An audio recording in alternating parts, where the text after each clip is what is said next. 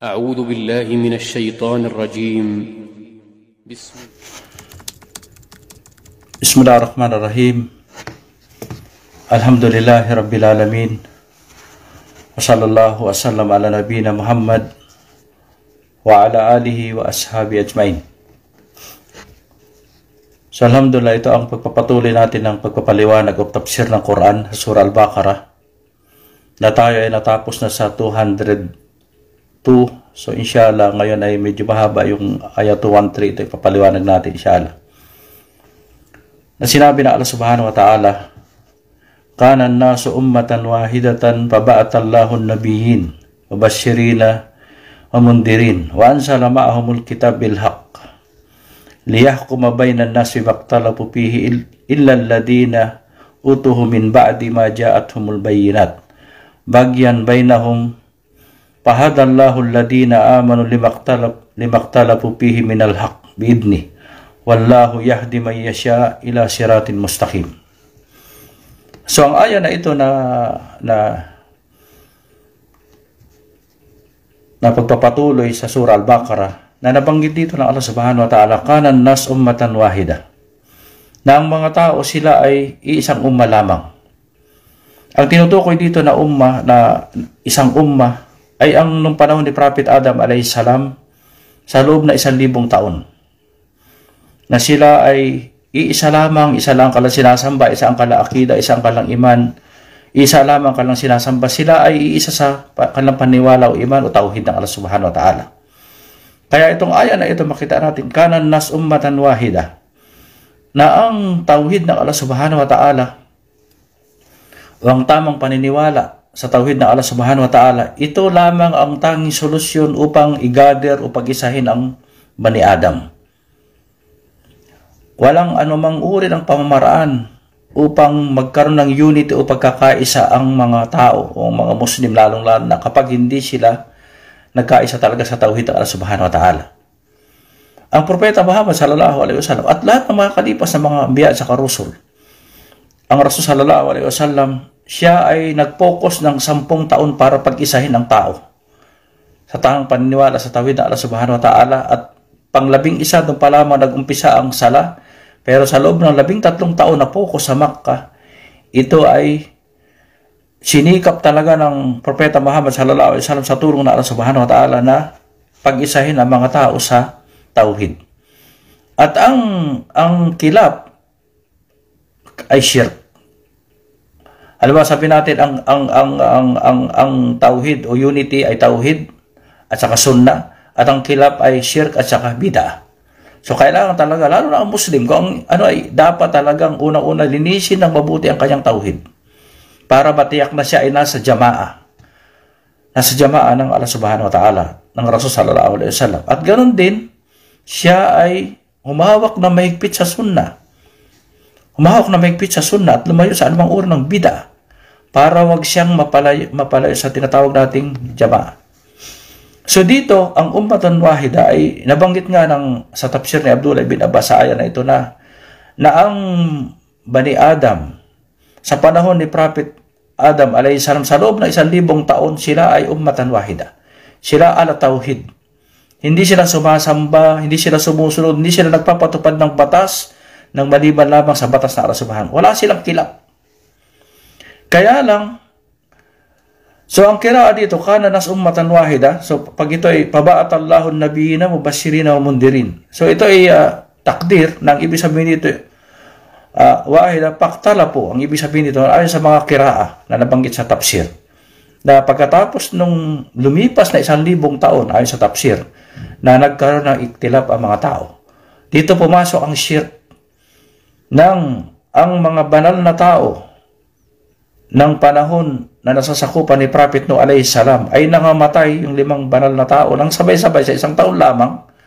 So sila ay in-inspire ni Shaitan na sila ay gumawa ng sura o suwar ng litrato. Kaya danger talaga ang litrato. Ang kilap ay shirk, at ang pisa ng shirk ay tinatawag nating suwar at saka yung tamatil, o kaya naman sinasabi nga natin na paggawa ng bida at paglayo sa mga ahlul ilm.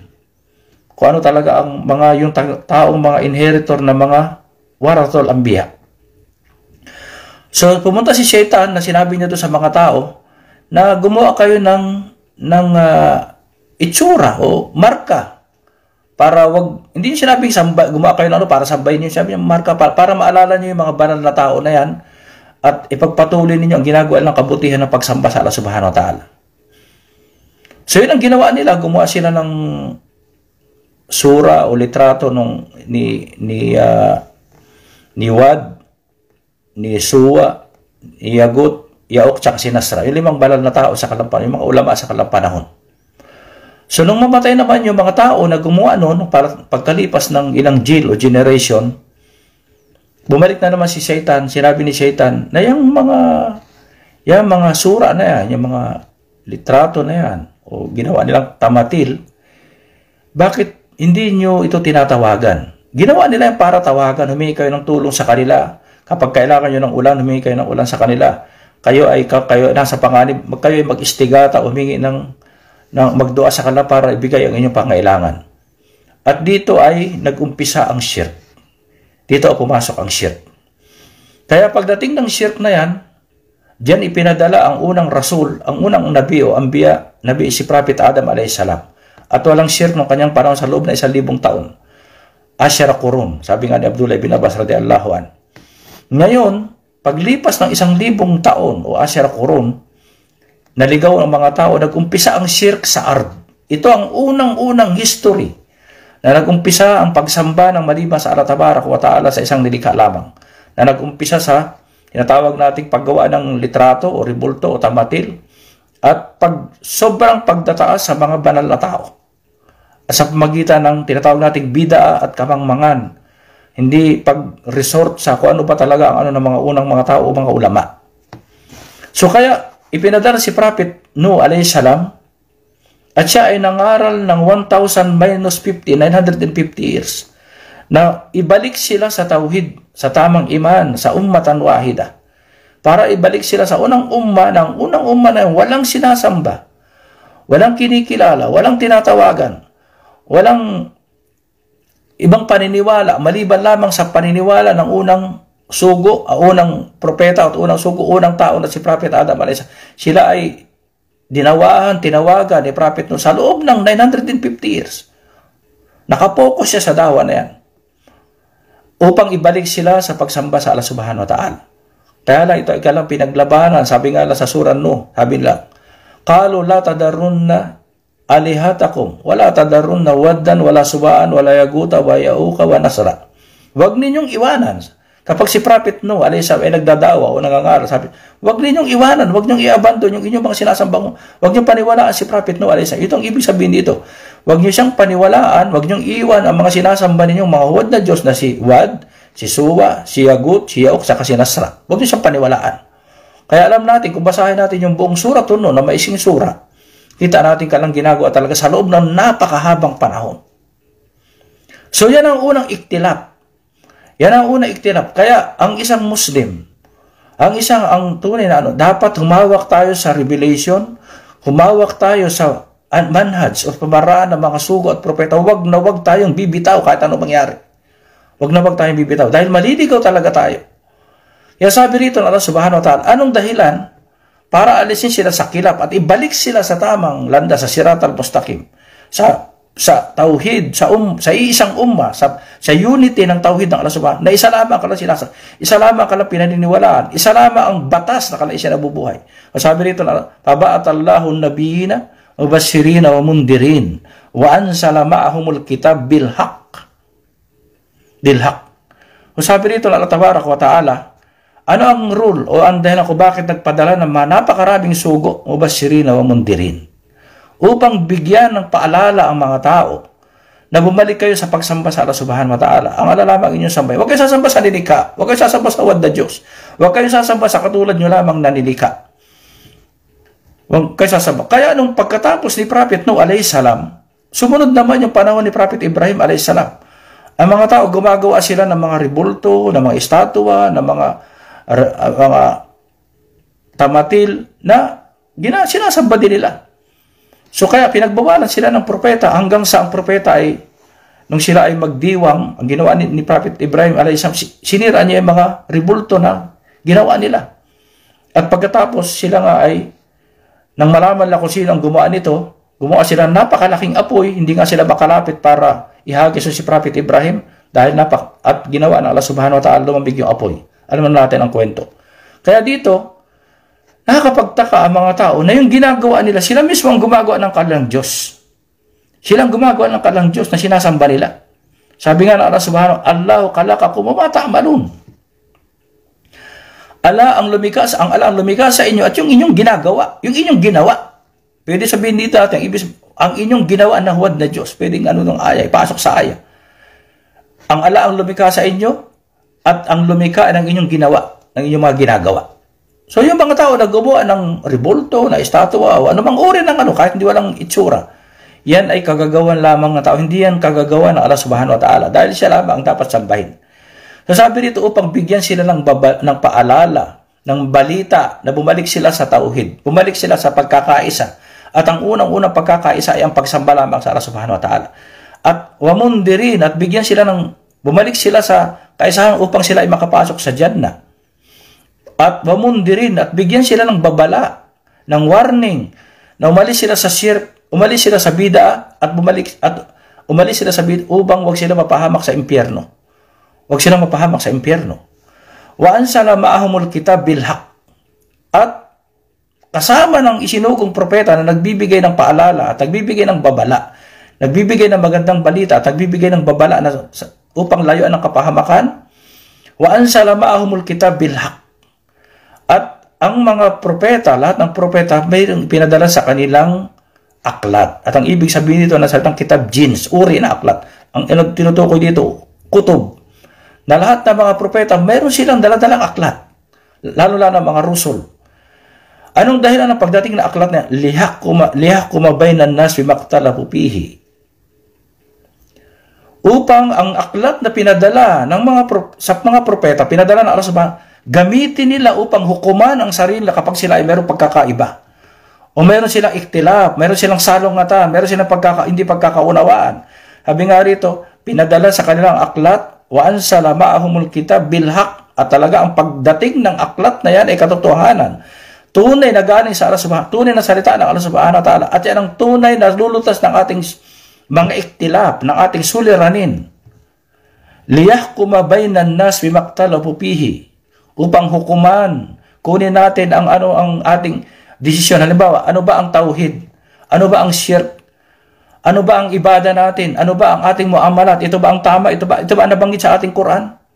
Ito ba ang nabanggit sa Ito ba ang paliwanag na maisinugong mga propeta? Ito ba ang paliwanag niya sa ating Quran? So, kung meron tayong kilap, mag-review tayo sa kitab ng Allah subhanahu wa ta'ala.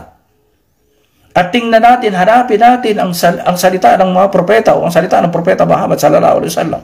Kung hindi natin ito marinig o makita, ang pinakamaganda sa lahat, kapag mayroong kilap tayo ay manahimik. Lalong-lalo yung mga walang kaalaman, wag tayong papasok. Ang paglutas ng kilap, lalo na ng mga syubuhat, ito ay tungkulin ng mga ulama, hindi tungkulin ito ng mga awam. Hindi ito tungkulin ng mga talibul ilm. Napakarami mga talibul, pasok ng pasok. Hindi nga nakaupo sa tafsir ng Quran. Hindi nakaupo sa paliwanag ng Sahih al-Bukhari, ng Sahih Muslim. Hindi nakaupo o naintindihan ng mabuti yung 40 lamang na Nawawi. Tapos papasok sa sasang-ayon dito, kukontra dito. Sabi dito, bumalik kayo sa kitab. Liyahkuma baynan nas bimaktalabu fihi. So, kung anong sinabi ng ating mga ulama, na merong dalil, matatag na dalil, hindi dalil na syubha. Kaya sabi nga natin, may mga syubha sa dalil na binibigyan mo, merong kilap ang mga ulama. Sabi ng propeta Muhammad sallallahu alaihi wasallam, innal halala bayin wa innal harama bayin. Ang halal ay clear, ang haram clear, wa bainahuma umurun mustabihat. At sa pagitan ng halal at haram, hindi tiyak na meron diyang may pag-aalinlangan. La ya'lamuhunna katirun minan nas. At ang syubuhat na yan, ang doubt na yan, ang masala na doubt, yan ay la ya'lamuhunna katirun karamihan sa tao hindi nakakaalam. La ya'lamuhunna katirun karamihan sa tao hindi nakakaalam. Sino nakakaalam niya? Kalilun minanas, mga ulama, kukunti lamang. Kabaliktaran ng katir, kalil. Sino yung kalil na yun? Kukunti na yun? Mga ulama. Mga ulama. So kaya kung merong mga ulama, doon tayo, wag tayong papasok, wag tayo makialam. Tayo mga Muslim, ito ay Quran. Liyahkuma baynan nas bimaktalafu fihi. Kaya tiyak-tiyakin niyo, marunong na kayo magbasa ng Arabic, marunong na kayo magsulat, marunong kayo umintindi ng aya, ng hadith. Hindi pa rin sapat yan, mga kapatid. Hindi pa rin sapat yan. Kailangan meron kayo talagang, alam niyo ba ang usul ng fiqh? Meron ba kayong background sa usul ng fiqh? Nag-aaral kayo sa usul ng tafsir, usul ng mustala ng hadith. Ano ang sira? Ano ang akwal ng mga ulama? Ano ang ijma? Ano ang qiyas? Ano ang ijtihad? Ngayon dyan, may mga hindi nga lang man lamang nag-aaral ng usul ng din o usul ng fiqh. Andiyan, nakita natin type, pakisama sa mga pakisama sa mga iktilaf ng mga ulama. Ang mga ulama, kapag mga issue na ganyan, ulama lamang ang pinagkalooban ng Allah subhanahu wa ta'ala. At inutusan pa tayo, pas'alu ahla dikri in kuntum la ta'lamun. Inutusan pa tayo mga awam, katulad natin, mga talibul ilm, na magtanong tayo sa mga kibar al-ulama, sa mga scientist ng din. Nasabi rito na Allah subhanahu wa ta'ala, liyahkuma baynan nas bimaktalafu fihi, upang hukuman ang mga tao sa kalang pagkakasalungatan, hindi pagkakaunawaan, hindi pagkakasundo. Ang iktilaf, ito ay hindi pinagbabawal sa Islam. Ang ating mga sahaba ridwanullah alaihim, ang mga tabi'in at tabi'in, meron silang kilap. Kaya lang, kapag meron silang kilap, bumabalik sila sa kitab at sa sunnah. At kung ano ang conclusion na nabanggit ng kitab at ng sunnah, yun ang kanilang tinatanggap. Hindi yung, kasi kaya dito may kilap. Kaya lang, babalik talaga tayo sa dalil. Hindi dalil ang tao, hindi dalil ang ulama, hindi dalil ang jamaa, hindi dalil ang grupo, hindi dalil ang anumang uri ng presentation. Ang dalil ay kitab at sunnah. Hindi dalil ang isang tao, ang isang ulama. Hindi dalil ang grupo. Hindi dalil ang anumang uri ng bagay na nakikita ating karamihan sa tao ay gumagawa niyan. Ang dalil ay kitab at sunnah, kahit nag-iisa ka na lamang. Kahit nag-iisa ka na lamang. Sa pagpapatuloy ng aya, sabi ng Allah subhanahu wa ta'ala, bimaktalafu fihi illa alladhina utuhu min ba'di. Ang tinutukoy dito, maliban lamang doon sa mga gumawa ng kilap sa mga ambiya, sa mga propeta, ang tinutukoy dito ay Yahud at Nasara. Kung babasahin talaga natin ang Quran, makikita natin ang talagang laging sumasalungat sa mga propeta at mga sugo ay ang Yahud at Nasara. Unang-una, mukala pa talaga sila sa tawhid ng Allah subhanahu wa ta'ala. Ang mga Yahud, sabi nila si Uzair, anak ng Allah subhanahu wa ta'ala. Sabi nila ang Allah subhanahu wa ta'ala na mahinga. Ang mga Nasara, sabi nila Trinity, si Isa ibn Maryam ay anak ng Diyos. At yan ang kanilang kilap pagkatapos sa propeta Muhammad sallallahu alaihi wasallam. Nang kanilang kilap, sabi ng mga Yahud, si propeta Muhammad hindi siya propeta. Ganon din ang mga Nasara. Sabi nila wala hindi nabanggit yan si Muhammad. Lalong-lalo ng mga Yahud, alam nila, nabanggit sa kanilang Taura. At sila mismo, yung mga nauna nung panahon ng propeta Muhammad, sabi nila siya yung propeta. Siya yung propeta. Wallahi, sabi nila. Kaya hindi na tinanggap dahil magmula sa Arab. So alam nila na ang propeta Muhammad sallallahu alaihi wasallam, kaya lang sila ay mukala pa, hindi na tinanggap dahil sa kanilang tinatawag nating kanilang inad o hawa o desire o yung kanilang kagustuhan. Nasabi rito, bimaktalafu fihi illa alladhina utuhu min ba'di ma ja'atuhumul bayyinat. Pagkatapos dumating sa kanila ang tunay na evidence o clear na nabanggit sa Quran, nabanggit sa sunnah ang katotohanan. Bagyan. Ang ibig sabihin dito na sa bagyan, ang pinipili nila yung kanilang hawa, ang kanilang kagustuhan, yung dulm, at pinipili nila ang dalal kaysa sa huda. So kaya, pinipili nila ang kasinungalingan, ang kasamaan. Pinipili nila ang batil kaysa sa hak. So yan ang dahilan doon sa mga taong merong syubha, merong hawa o pagnanasa. Alam nila, pero ang nais nila ay dunya, ang nais nila ay posisyon, ang nais nila ay puriin sila ng tao. Ang nais nila ay karangyaan sa dunya o posisyon sa dunya. Huwag sila mawala sa kanilang posisyon. Bagyan bainahum. Pahadallahu alladhina amanu. Sabi rito na Allah subhanahu wa ta'ala, yang mga taong nagmukala pa katulad ng Yahud at mga Nasara, at kung sino man sa mga Muslim ang gagaya, sasama sa Yahud at Nasara na sasalungat sa Quran sa Sunnah, sila ay katulad ng Yahudi sa Nasara. Bagyan bainahum fahadallahu alladina amanu limaktalafu fihi, at ginabayan ng Allah subhanahu wa ta'ala ang mga believer, ang mga ahlul iman, ang mga sahaba ng propeta Muhammad sallallahu alaihi wasallam, ang mga tabi'in at patabi'in, at yung mga tao na sumusunod sa kanilang landas. Ginabayan ng Allah subhanahu wa ta'ala. Halimbawa, sabihin natin, meron silang kilap sa Yawm al-Jum'ah.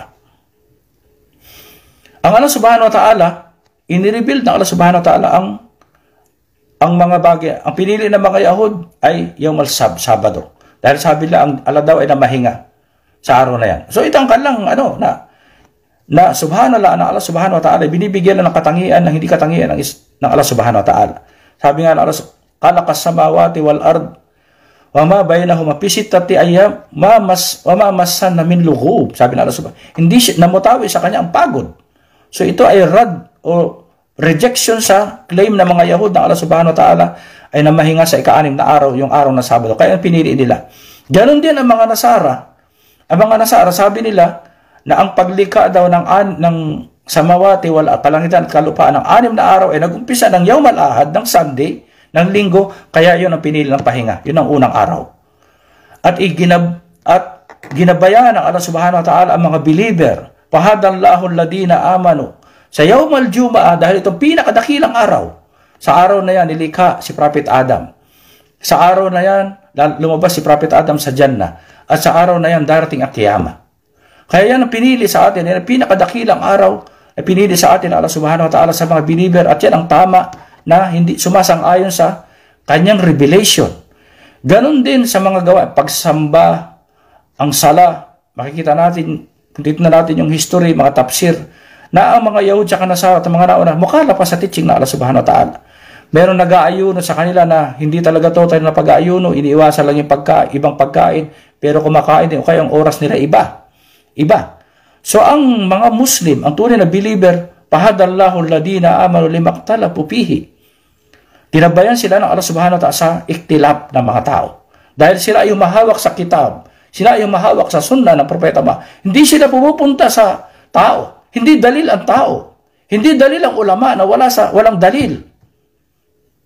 Walang dalil. Hindi sila pwedeng maging dalil. Ang dalil natin, dalawa ng kitab at saka sunnah at kung ano ang pangunawa ng mga salaf ng ummah. Wala tayong ibang dalil. Pagkatapos, ano ba, sabihin natin, ganon din yung Eid ng mga Muslim. Ang Eid ng mga Muslim, dalawa lang. Walang ibang Eid na nabanggit sa Sharia. Ngayon, sinasabi ng iba, na halimbawa sabihin natin, ang Yawmul Watan, ang mga National Day, o namang mga ibang mga na hindi naman yan mahdur. Sabihin natin, hindi yan nakaka-apekto sa Sharia. Sabihin natin, hindi talaga yung totally na katulad ng Pasko at Bagong Taon na ang gawain talaga ng mga tao dyan ay shirk. Sabi natin, talagang pagsamba at saka takarrub na ginagawa lang yung mga gawain dahil gusto lang makamit ang reward to make them closer to Allah subhanahu wa ta'ala. Yan ang dahilan ng bakit ang celebration natin. Takarrub at yan ay ibada at gusto natin ng malaking reward. Ngayon, ang ginagawa ng mga tao na nagdiriwang nang hindi naayon sa Sharia, na hindi pumasok sa 2 o 3 pangatlong Juma, ito ay umur ng ibada. At pumapasok sa umur ng shirk at saka bida, na minsan may mga bida na bida shirkiya. Bida shirkiya na minsan nagpapalabas sa Islam. Ngayon may mga watan at iba pa mga masasabi natin, hindi naman talaga pumapasok yan, hindi naman sa ganyang kategory na pumupunta sa shirk. Kaya lang sabi nga natin, hindi pa rin yan naaangkop dahil walang dalil sa Quran at saka sa Sunnah. Hanggang sa mga katulad na nangyari sa mga naunang tao sa kanilang paggawa ng mga litrato at palatandaan hanggang sila ay winaswas ni Shaitan, hanggang sila ay sumunod, hanggang naging yan ay gawain at napasama na sa kanilang religion na hindi naman talaga ibinigay ng Allah subhanahu wa ta'ala. So kaya sabi nito, limaktalafu fihi minal haq biidni. So ang mga Muslim, sila ay ginabayan ng Allah subhanahu wa ta'ala sa kanyang kapahintulutan, sa katotohanan, sa haq biidni. At tinutukoy dito, ginabayan ang mga Muslim sa Sharia, sa batas ng, ginabayan sila sa pamagitan ng tamang ilm. Ng tamang ilm ng Allah, binigyan sila ng tamang kaalaman. At ang kaalaman na yan, yung talagang may dalil na ayon sa Sharia, bidni sa kapahintulutan Allah subhanahu wa ta'ala. Walang ibang magbibigay ng gabay Walang magbibigay ng huda maliban sa Allah subhanahu wa ta'ala. Kaya ang mga Muslim, kapag mayroong ganitong kilap, dapat hilingin natin ang gabay ng Allah subhanahu wa ta'ala. Hilingin natin ang gabay, magdua tayo, wag tayo makisama sa mga taong awam. Kaya ang Propeta Muhammad sallallahu alaihi wasallam, tuwing tatayo siya sa tahajjud sa gabi, ang kanyang iftitah na dua, kapag tumayo siya, sabi niya, Allahumma Rabbi Jibrail wa Mikail wa Israfil, Fatir samawati wal ard, Alimil gaybi wa syahada, anta tahkuma bayna ibadik, pima kanu fihi yaktalipun, ahdini limaktalafa fihi minal haq biidnika, innaka tahdi man yasha ila siratim mustaqim. So, ang Propeta Muhammad sallallahu alaihi wasallam, Rasul, Anbiya, ibig sabihin, Khatamul Anbiya. Kapag mayroong kilap, humingi siya ay nagdudua sa Allah subhanahu wa ta'ala. Siya ay nagdarasal sa gabi, sa ating gabi, humingi siya ng gabay sa Allah. Gabayan mo ako sa hindi pagkakasundo ng mga tao. So, paano na tayo mga Muslim na hindi malamang ang nagdua para gabayan tayo kung ano talaga ang tama sa mga kilap ng ating mga ulama na nakikisama pa tayo na wala tayong matibay at sapat na kaalaman, wala man lang tayong kaalaman sa usul ng ating din. Sa usul ng ating din. Masabi rito na Allah subhanahu biidnihi wallahu yahdi man yasha ila siratim mustaqim. Sabi na Allah, wallahu yahdi man yasha, katotohanan gagabayan ng Allah subhanahu wa ta'ala ang sino man sa kanyang naisin ila siratim mustaqim. At ang tinutukoy ditong huda, dito sa aya na ito ay huda at tawfiq. Walang sino man na magbubukas ng puso para makuha niya ang hak, ang katotohanan, ang tamang pag-intindi ng isang mas'ala kapag hindi niya ito binuksan ng Allah subhanahu wa ta'ala ang kanyang puso. Kaya wag nating gamitin ang ating isipan. Wag tayo mag-claim ng karunungan. Kailangan hilingin natin sa Allah subhanahu wa ta'ala na gabayan tayo, na buksan ang ating puso, na ipakita sa atin ang hak. Ipakita sa atin ang katotohanan. Katulad ng dua ng Propeta Muhammad sallallahu alaihi wasallam. So kaya ito ang gabay sa ating mga Muslim. Nasa Quran, nasa Sunnah ang gabay kung paano ang ating posisyon bilang isang Muslim. Ilagay natin ang sarili natin kung saan tayo naroroon. Kung saan tayo naroroon. Pas'alu ahla dikri in kuntum la ta'lamun. Sa mga katulad nating awam, ang pinakamaganda sa atin, sukot. Sukot, manahimik tayo. Huwag nating pindutin yung mga hindi natin dapat pindutin. Huwag tayo makisama. Lalo na mga kabataan. Ang mga natin, sabi nga natin, ang tinutukoy natin ditong ulama, kibar al-ulama. Kibar al-ulama. Talagang mahabang experience sa kanyang pag-aaral. Siya ay rabbaniyun, rasikuna fil ilm. Hindi yung mga, sabi natin, nakapagtapos tayo sa isang institute, tayo ay pwede na makialam dyan. Hindi niya pwede pakialaman. Yan, natin pwede pakialaman. Kaya ang Propeta Muhammad sallallahu alaihi wasallam, bago ipagkaloob ng Allah tabarak wa ta'ala ang nubuwa, inintay niya na siya ay dumating sa asyudda, kailangan dumating siya sa age na 40, na ang isang tao stable ang kanyang desisyon, matatag, hindi siya taraddod sa kanyang desisyon, at nang siya ay lumipat sa Madina para maging hukom, maging hakim, maging amir, siya ay 53 years old. Kaya may mga hadith sa Bukhari na ang isang supaha, hindi maaring mamuno ang isang supaha, at ang isang mga kabataan. Pagkatapos pakikialaman natin ang mga mga ulama. Lalo sa umur ng ating din o ng hukom. Kaya dito nabanggit sa atin Allah subhanahu wa ta'ala, kung gusto talaga natin ang unity, unang-una sa Allah, kanan nasu ummatan wahida, pabatallahu nabiyyin. Ang unang-una nung 1,000 taon sa ating panahon, tingnan natin ang history. Sa loob na 1,000 taon ni Prophet Adam a.s. iisa lamang sila, tauhid. Tauhid. Ang Propeta Ibrahim talagang pinaglaban niya ang tauhid. Prophet Noah a.s. 950 years si Prophet Noah. Hindi siya walang anumang uri ng pagtatalo. Tauhid, 950 years. Ang Propeta Muhammad sallallahu alaihi wasallam sa loob ng 10 taon, focus, walang ibang tinuturo kundi tauhid. Pagkatapos, 11 taon, nagsala, pero 13 years, tauhid.